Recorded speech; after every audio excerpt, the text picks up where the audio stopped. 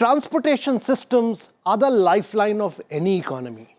In a diverse country like India, they not only facilitate the movement of people, goods and services, but also connect people of different regions, cultures and languages. Hello and welcome. I'm Amitabh Kant and you're watching Transforming India, our show that depicts the changing face of India, the building of a new India, the role Indians, particularly the youth, are playing in nation building. Our episode today focuses on air transportation and its role in strengthening India's economy. We will also look at how the government is making plane travel accessible and affordable to every Indian in every part of this country.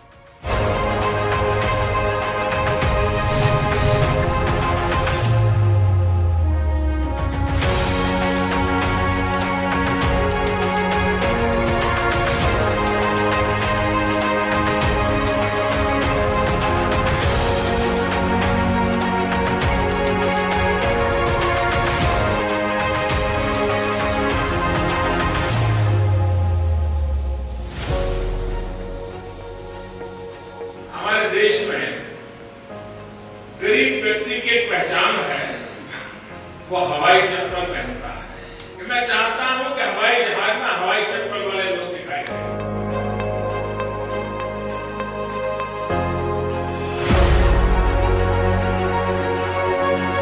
Dreams of Indians have taken wings. The launch of the first Udan flight on Shimla-Delhi route in April 2017 changed the aviation skyscape of the nation. An acronym for Ude Desh Ka Aam Nagrik, the Udan scheme fittingly offers affordable flights to remote parts of the country.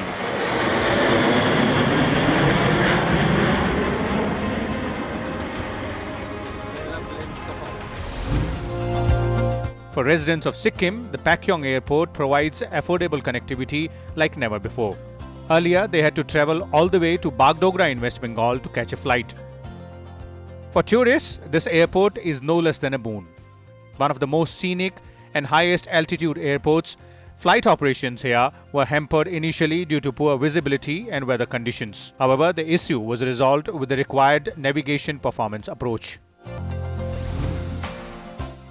Bihar's Darbhanga airport was also expanded under the Udan scheme. It became operational in November 2020. Success story of this airport includes a phenomenal growth in passenger traffic to over 3 lakh in the first fortnight of July this year.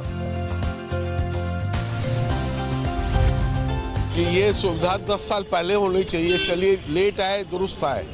एक वर्ष में लोगों को बहुत सुविधा मिली है, कहीं से भी आना हो दरभंगा तुरंत पहुंच रहे हैं। सुविधा तो बहुत ज़्यादा है।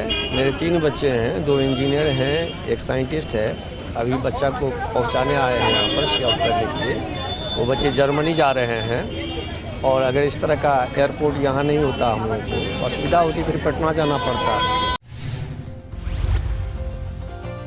These are just a few examples. So far, 389 routes and 62 airports, including 6 heliports and 2 water aerodromes, have been operationalized under Udan.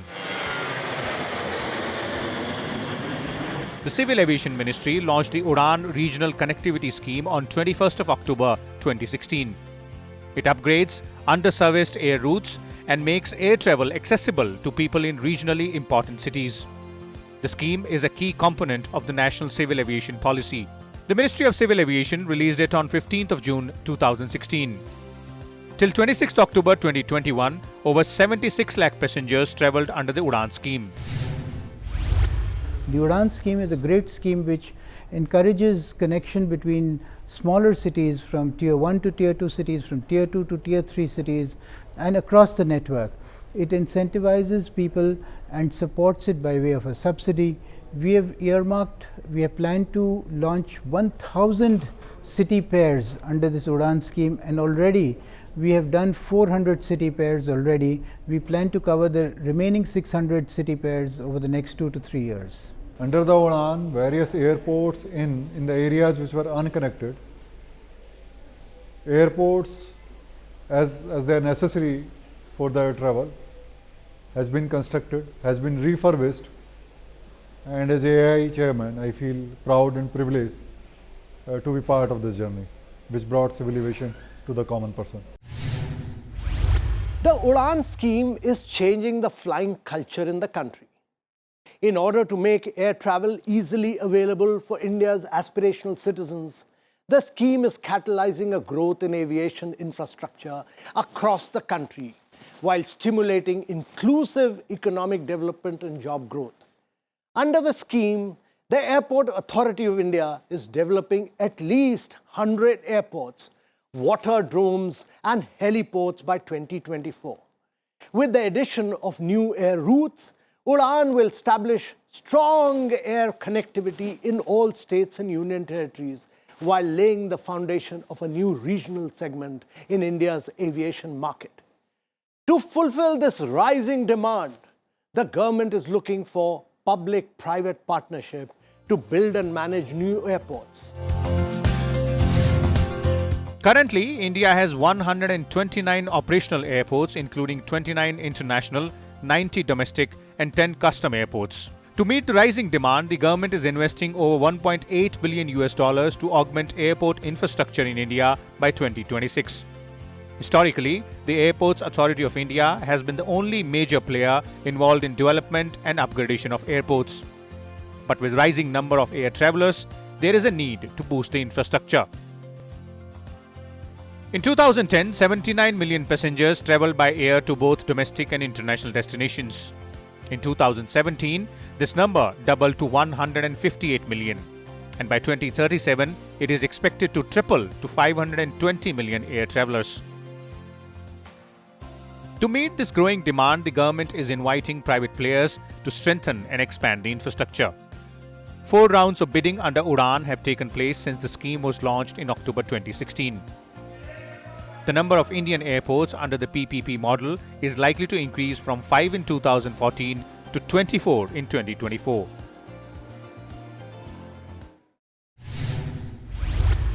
Government or PSU money is not enough for a sector which is growing at the rate of more than 11% compounded annual growth rate, and which has been unlocked by Honorable Prime Minister through his innovative scheme of Udan.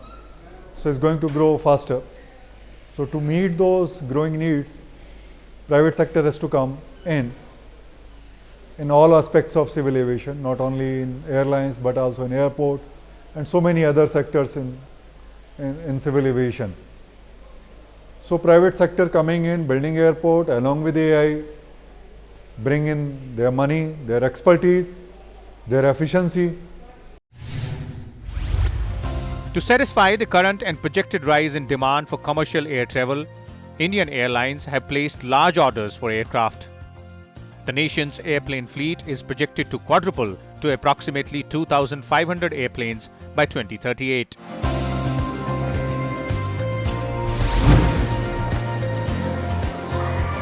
Sky is clearly not the limit for civil aviation in India.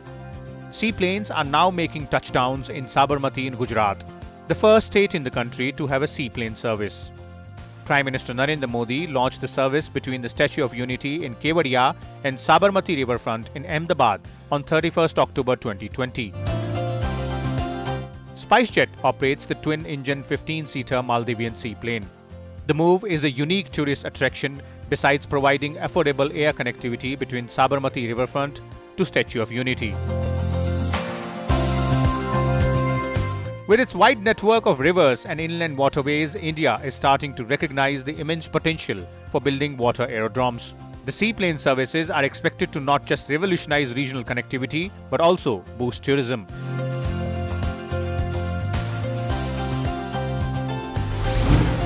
Civil aviation played a key role in helping India fight the COVID-19 pandemic.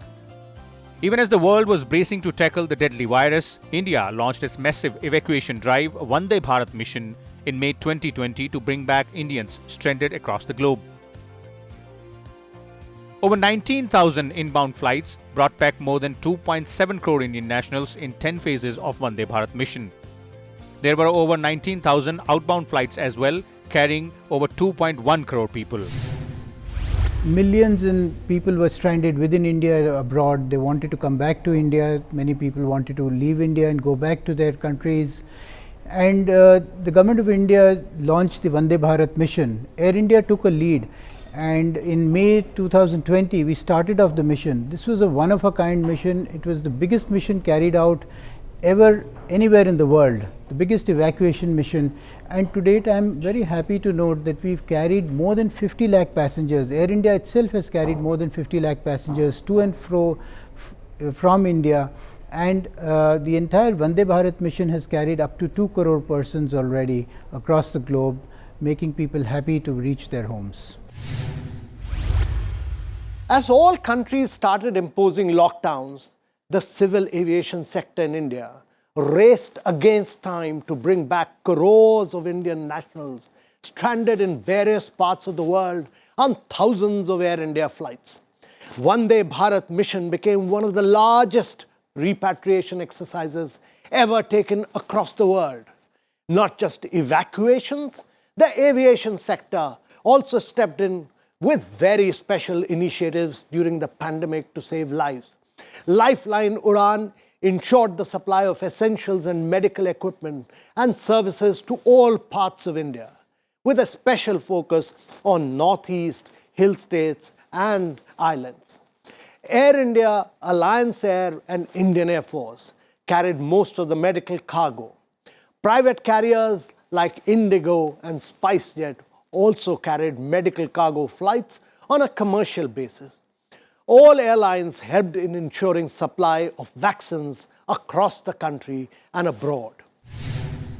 Most of our aircraft were transporting those people who are experts, medical people who have to be reaching to various states. Also the cargo, which is like medical cargo, vaccines, which are medical reagents, for testing materials, all those things were required to be reaching various states, which was only possible at that point of time by using the air transportation. The Ministry of Civil Aviation launched the Krishi Udan scheme to facilitate the marketing of agricultural and farm products. The first domestic dedicated freight carrier of SpiceJet flew from Kolkata to Lengpui Airport in Mizoram's capital Aizawl in August 2020, bringing 5,800 kilos of cargo. Under Union Budget 2021-22, the government expanded the scope of Krishi Udan, offering 50% air freight subsidy for flying agri-perishables from the northeastern states and 4 Himalayan states and union territories. The scheme is aimed at boosting domestic and international air freight of agri-produce. It will also boost the income of farmers in remote areas. Udan itself is a very resilient model. It can be adopted for movement of the cargo, movement of the agri-produce, movement of the people, reaching out to the regional areas, involvement of helicopters, seaplane. So this has a very resilient model. The government is focusing on building infrastructure from scratch in the air sector. In August this year, the centre accorded in-principle approval for 21 greenfield airports across the country. Greenfield airports are new airports built from scratch in a new location. Out of the 21 airports, 8 greenfield airports have already been operationalized. Greenfield airports are the airports which will start from scratch. So they take time to get developed, but then we have different size of the greenfield airport. In past few years, 3-4 years, we have operationalized after developing those. One is Pakyong and another is Kushinagar. And some of the greenfield airport which we are right now building, one is Holangin on Arunachal Pradesh, another is Hirasar in Rajkot, third one which we are planning and would like to start very soon is Dholera, and there are private greenfield airport which are also coming up. In August this year, the government notified the new liberalized drone rules 2021. The new rules have made it easier and cheaper to own and operate drones in India for individuals and companies.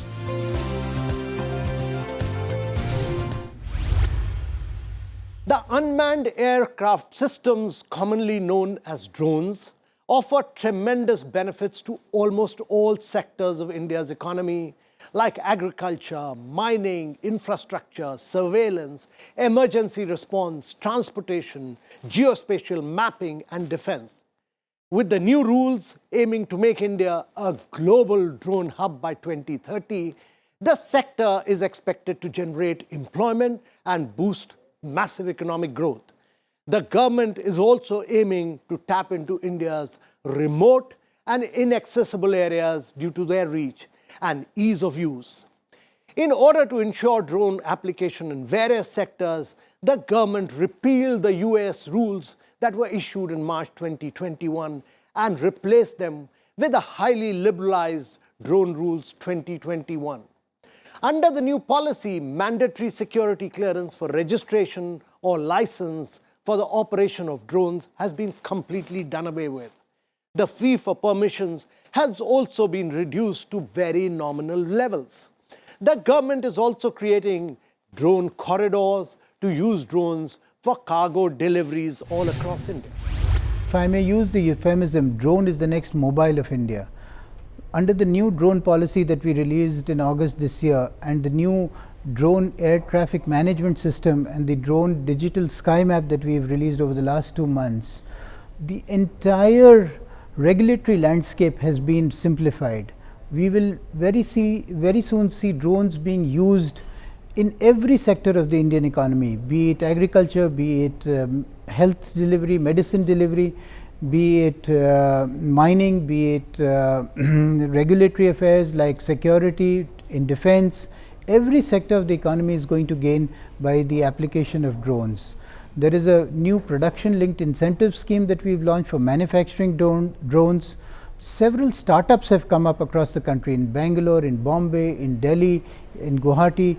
Across the country, we are seeing new startups coming up in this space. There is great potential for drone pilots, drone technicians, drone applications, drone flyers. So there's going to be a huge employment potential, and it's going to add to the economy of all the states as well as at the national level. In order to provide ease of travel and improve passenger experience, DigiYatra platform was created to promote paperless travel and avoid several identity checks at several points. Under DigiYatra, passengers are automatically processed and pass hassle-free through various checkpoints based on advanced biometric solutions. It also allows passengers to stay connected at the airports through airport Wi-Fi and enjoy various digital offerings at experience zones. The service also facilitates self-check-in and bag drop.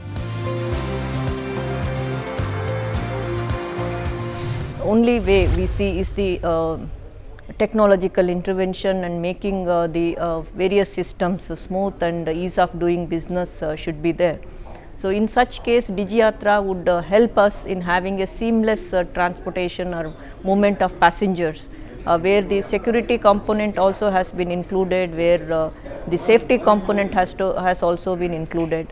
So with the DigiYatra, we are able to see that the seamless movement of cargo and people happen.